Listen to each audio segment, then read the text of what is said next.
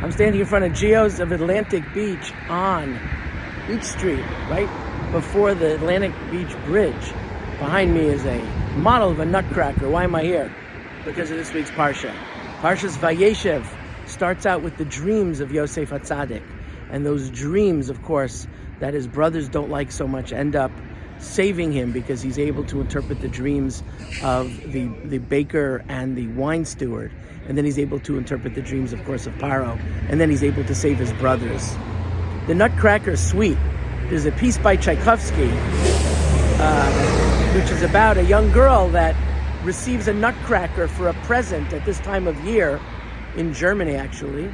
It's a famous story that was written, adapted by the writer Dumas, who was the writer for the Three Musketeers. And then Tchaikovsky in 1890 made it into a ballet. And famous music, of course, you probably know.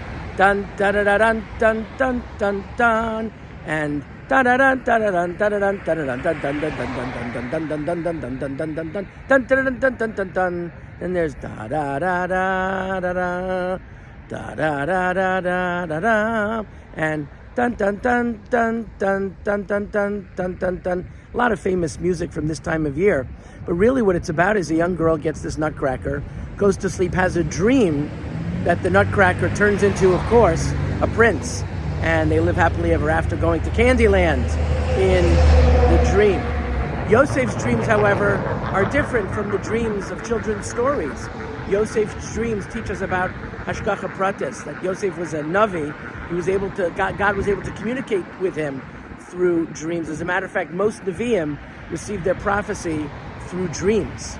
And Yosef teaches us how Hashem is watching over us, how he communicates with us. And that's, of course, a message of salvation, communication as we go into the Hanukkah period of a time when Hashem speaks to us. Today, Hashem doesn't speak to Nevi'im, but he speaks to us through history and through ways we have to look hard.